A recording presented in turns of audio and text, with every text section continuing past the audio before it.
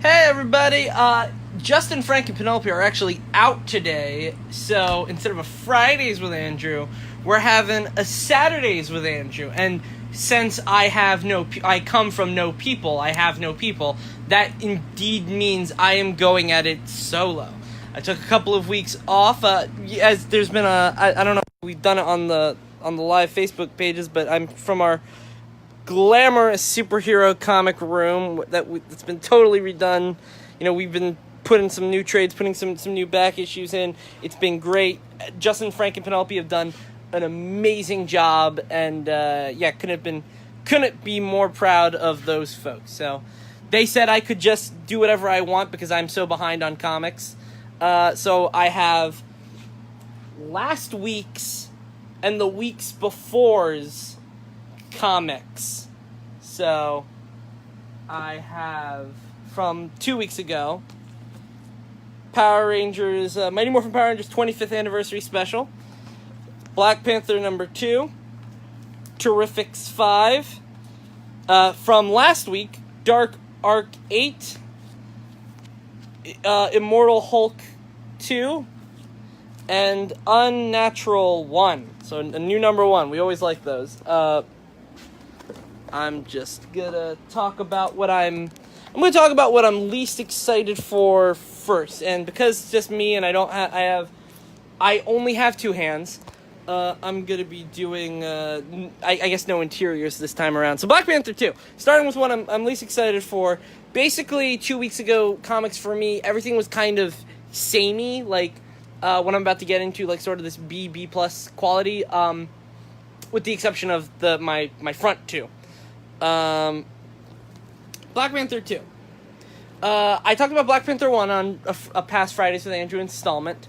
It is by Ta-Nehisi Coates, who has been the Black Panther guy for a while, and he's been doing a very, very good job in general. His run on Black Panther in general, I think, is going to be remembered very, very fondly. His new stuff, Black Panther, following it's the Intergalactic Empire of Wakanda arc. The idea basically being there was an offshoot of Wakanda that years ago went into space, made a colony, formed a galactic empire, and never associated with the Earth Wakandans again. Lot of interesting subtext that Coates hasn't really gotten into yet, but very, very overt sci-fi, large empire trope. There's a lot of Star Wars references, and there's been a lot of Star Wars references. With this issue specifically, there's a lot of Star Wars homages that I wasn't sure whether or not made it worthy of a Fridays with Andrew slot. I enjoyed the comic, though, and then there's some other deep-cut Marvel stuff that I really, really, really, really, really, really like. But those are more spoilery, so I'm not going to get into those. Summarize the issue. Like I said, there's this intergalactic colony Wakandan empire. They have these slaves that they mind wipe, and so they don't know their identities.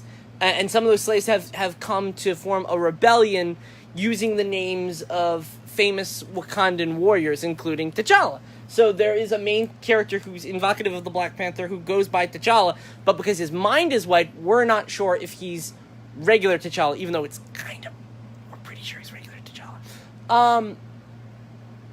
So the Star Wars reference, there's a space battle. It's basically the trench run from New Hope. I don't think it was lazy or like a ripoff. I think it was Coates having fun trying to homage Star Wars because he really, really likes it, and he really likes Black Panther, so he tried to combine those two things. I think it was innocent and innocuous. Does that make it okay? I don't know. It was kind of my least appealing part of the issue. It was certainly, for someone who's homaging the trench run, which other people have, it's not, like, I can't be too mad at him for homaging the trench run when Powerpuff Girls homaged the trench run. You know what I mean? So it's like, but I mean, you can make the argument Powerpuff Girls is more satirical, where this is supposed to be a straight-up Black Panther story. I don't know. I don't think it's too bad. B plus. The other stuff in the issue is really, really good and really, really worth noting. Daniel Acuna, I hope I'm saying his last name right. His art is still really good. It's that interesting sort of otherworldly glossy feel, which I think works for the storyline. And so, yeah, overall, Intergalactic Black Panther is still really, really interesting. I'd like to hopefully see more of it. Let's who should I do next, guys? Terrifics or Mighty Morphin Power Ranger Special. I'm not sure. Terrifics. Let's do Terrifics. Still the most interesting Fantastic Four. We keep talking about stuff homaging other things. Terrifics, which is a bunch of DC characters who are evocative of the Fantastic Four in a Fantastic Four style team in a Fantastic Four style story. Written by Jeff Lemire, who's one of my favorite writers ever. Continues to be right now. Does Royal City and Gideon Falls as well. Doc Shaner is the artist, who is an artist I was not familiar with until now, but is quickly becoming one of my favorite artists. He's got a retro modern style, and it really is interesting, and it works for something like the Terrifics. So Phantom Girl, an earlier version of Phantom Girl, Plastic Man, Metamorpho, and Mr. Terrific are all linked together due to some sort of scientific radiation accident. Cannot be without the same facility from... it's telling me to rotate my phone. Never mind. Cannot be without each other in the same vicinity without explosions happening. So they are together and they're in the same space at Stag Industries, and also have formed a little superhero team. Jeff Lemire has been doing a really, really good job mixing the fantastical, super important, good Fantastic Four stuff with the more character drama aspect of things. I really, really liked the stuff that's going on with Plastic Man in this issue. There's I don't want to give too much away, but there's stuff that's been happening with Plastic Man and mainstream DC comic stuff that has been... They add a new side of it in regards to his personal life, and it's really, really interesting, and I loved it. I love that so much. The overall issue is, I would say this is more of a Metamorpho issue. They do get into some stuff with Michael Holt, Mr. Terrific's past. Beyond that, what else? Beyond that, it's mostly a Metamorpho issue. Terrifics in general has been very Metamorpho-centric, even for a comic that has one of the titular characters' name in it. But I think that, there's a lot of stuff to do in the Metamorpho corner of the DC universe, and especially with this issue, Lemire is taking full advantage, deep cut references, something that he's really, really good at. But it's not where some people might say that the Black Panther issue was just sort of references, and there wasn't as much subtext as been in some of Coates' other Black Panther stuff. Jeff Lemire totally uses his references and his world building to his advantage. So I would give Terrifics 5 an A. I think it's a really, really A minus. It's sort of lower tier A. Even though the character stuff is really, really good, I guess it felt short maybe. Stuff kind of went by really fast. Maybe I'm a fast reader, who knows. But yeah, interesting stuff there. Now, the really big highlight of last week, Mighty Morphin Power Rangers, the 25th anniversary special. This is an interesting comic.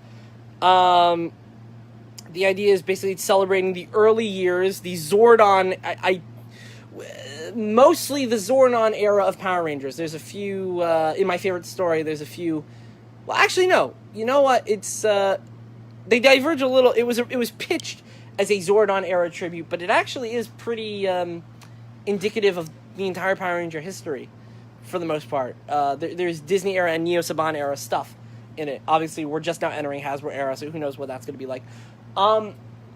Yeah. So some storylines involving Rocky and Tanya. Wait. Rocky and Aisha. That's embarrassing as a Power Ranger fan. Mighty Morphin Season 2.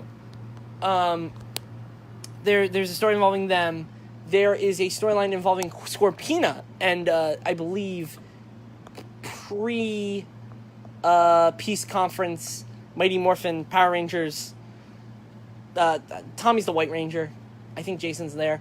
Then there's a Ninja Steel story, and a Mystic Force story, and a In Space Lost Galaxy crossover story. It's an anthology, and so, you know, one thing I don't like about Boom Comics, I understand why they're doing it, because pop culture osmosis, most people identify Power Rangers as Mighty Morphin Power Rangers. It's their most profitable era. I'm not mad at them for spending the majority of their time on Mighty Morphin, but as a fan of the overall Power Rangers franchise, I like it when other eras get their time. This special was really, really good at highlighting some of those other eras. My favorite story, The Trial of Astronema by Trey Moore, is a fantastic read. And, Trey Moore, he's just been doing short stories. I really hope Boom gives him an ongoing or a miniseries soon, because the guy is really, really good at, marrying various aspects of Power Rangers mythos to create really, really good and interesting stories. So, Trial of Astronema was great. The other one, by Magdalene Visaggio. Who are the artists? I am being a bad comic fan right now, because I am not giving credit to the artists. And the art was also really, really... I said I'm not doing interiors, but I'm whoopsie. Here we go. Yeah, The Sweetest of Dreams, a Mystic... I'm going to do art. It's hard doing art with only one hand. This is Max Visaggio, The Sweetest of Dreams, a Mystic Force storyline. And then I'm going to skip to The Trial of Astronema with this really, really gorgeous art. And those were by Da-Young Lee and French Carla Magno. So, really, thumbs up from Joe. Thumbs up to you, Joe. I don't know what that was in reference to, but I'm sending or Joel, sorry, I didn't see the L. Thumbs up to you, Joel. Don't know what that was in reference to. But yeah, Mighty Morphin Power Rangers 25th anniversary, solid A, easy A. Not all the stories are great, but I feel with Anthology, you got to judge the whole, but I really, really liked, the ones I liked, I didn't hate anything either, so, yeah, easy A, easy A, but, now, here we go. So we got Unnatural, which was an 8. I'm going to do Unnatural first because we're alone. The store's alone right now, and I feel like I need to do this when we're alone. Unnatural, 18-plus comic. There are a lot of sexual scenes in this book.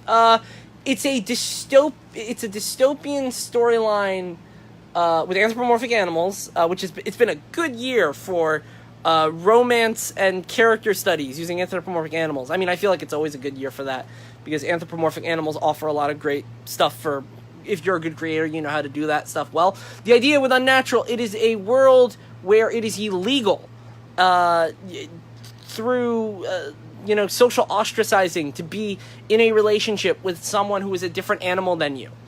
And there is a pig girl who has these dreams, these fantasies of falling in love with a wolf man, which is highly, highly frowned upon, and they actually have legal stuff to stigmatize that. So it is a 12-issue miniseries, I believe. The art and writing it's all by one Mirka Andolfo, and holy crap, she does the art, the inks, and the writing and the coloring.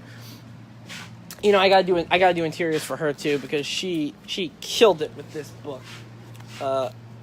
Oh my gosh, I everywhere with this camera. This is why I don't want to do the art or show the art, but I gotta for making my case. A really, really I gotta also find a appropriate scene to do this. Yeah. Okay, great. Nothing's happening here. Nothing's happening here. They're eating sushi. That's appropriate. Yeah, it's an interesting look. It's got like I said with Daniel Acuna's, or like I say with Daniel Acuna's art, it's sort of a glossy. It's interesting. I don't want to show anything inappropriate because most of this book is that. because this is a grown up book. This is not for the youngins. There is naughty imagery. This one's pretty innocent. There's our protagonist on a bike. She's sweet. Leslie, that's her name. Leslie the pig woman. That might be risky. Mary within 2 decades. That goes into some of the dystopian stuff that I was talking about with making sure that 2 people of the same animal species do it. So, this was something I took. This is one of those, like, you know, I'm trying to curb my comic buying a little bit. So I'm not buying as much as, you know, if I had all, they say you have all the money in the world, I'd buy every comic, but, I am deciding to, itchy nose, I am deciding to curb my buying more responsibly. I initially cut this after issue 1, and issue 1 I wasn't able to uncut, but I'm thinking about, issue 1 was such a great first issue, and a really compelling read and an interesting read that I'm starting to reconsider and getting all 12 issues because it's really, really good. So obviously I mean, I feel like some people would jump to the race angle of it, but I think there is an LGBTQ plus angle to it as well.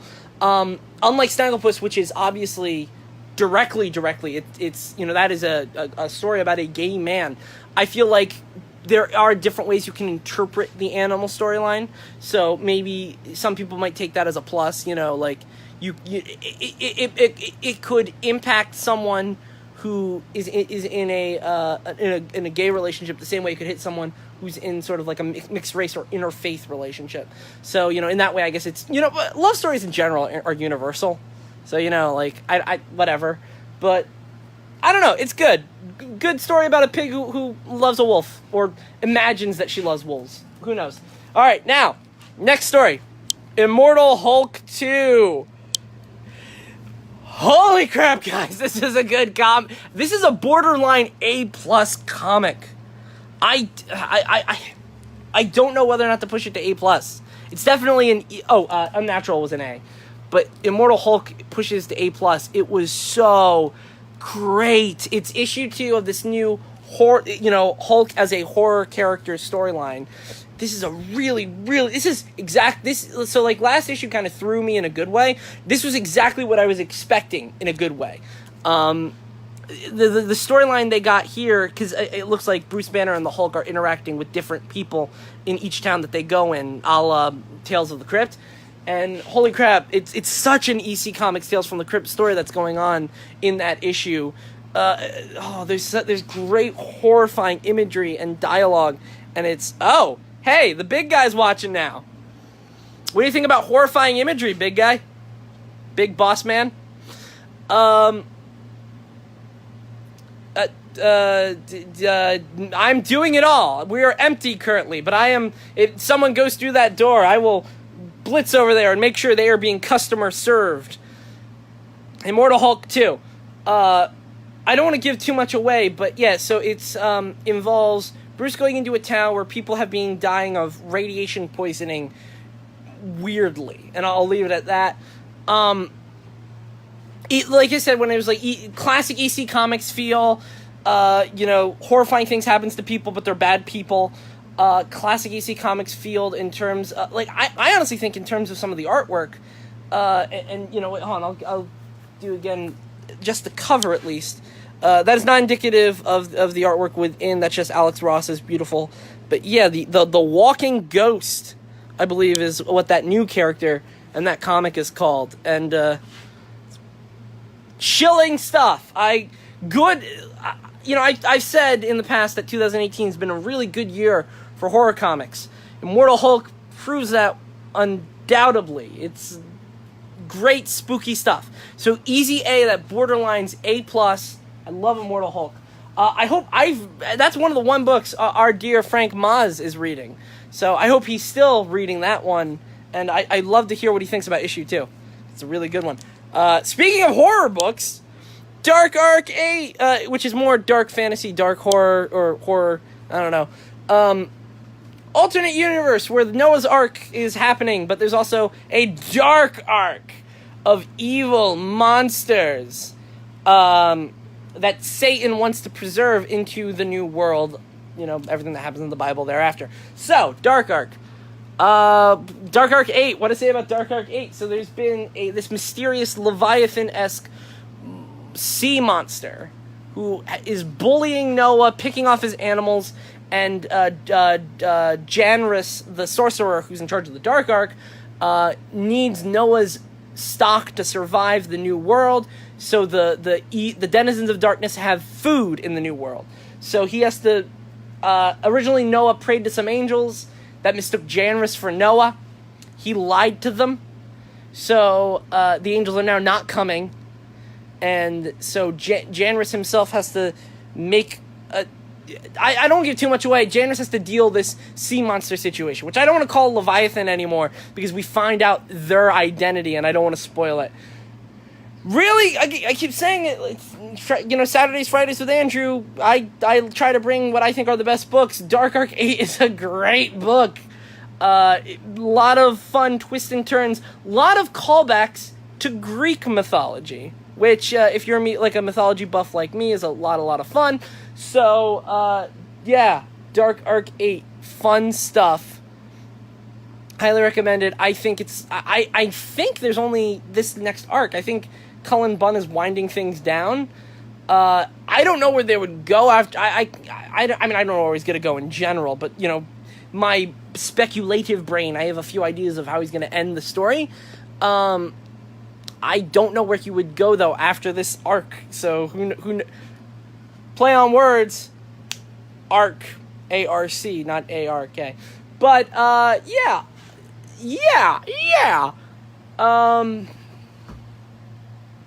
I don't know. It's a good so yes, to recap what we got in this little fistful of comics. Oh, you know what? I'll do this one. Black Panther 2, Terrifics 5, Mighty Morphin Power Rangers 25th Anniversary Special. That's just blurry mess. Unnatural 1, Immortal Hulk 2, probably next to Mighty Morphin. I don't know, I don't know. Dark Ark was an A. Unnatural, no, you know what, Immortal Hulk is the one I was bordering on A+, so Immortal Hulk number 2 is definitely the best thing I read in of those 2 weeks. Yeah, so recommendations for future solicitations. Heroes in Crisis, I think that one's going to be a good one. Oh, you know what? No. IDW's Transformers Star Trek crossover. What a fun idea. It's the 80s Transformers crossed over with the, I think it was the 80s, the original series animated cast. It was Filmation, I don't know, late 70s, 80s. Sounds like an interesting idea, sounds like a fun read. I love crossovers even when they're dumb.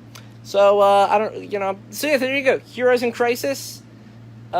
But I feel like I did that. Oh, that's the big DC crossover about Tom King's idea for a facility for superheroes suffering post-traumatic stress disorder. It is a Sanctuary. Sounds like a good idea. I think I referenced. I think I pitched it before. You know, I'll give you 3 Fridays with Andrew recommendations. So I'm also going to say Mr. and Mrs. X. Kelly Thompson. Sounds like a really good, fun read. I loved Rogue and Gambit.